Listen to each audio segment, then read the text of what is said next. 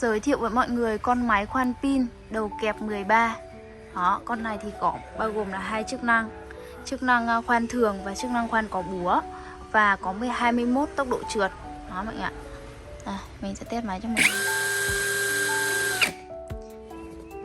Sơ qua về bảng thông số kỹ thuật cho mọi người xem.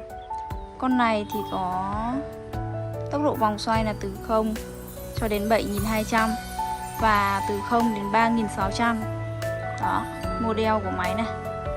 Con này thì được đựng trong một chiếc hộp bằng nhựa này, khá là bắt mắt đúng không? Phụ kiện đi kèm của nó thì bao gồm hai pin của thương hiệu Ancho, cục sạc nhanh và dây đeo kẹp.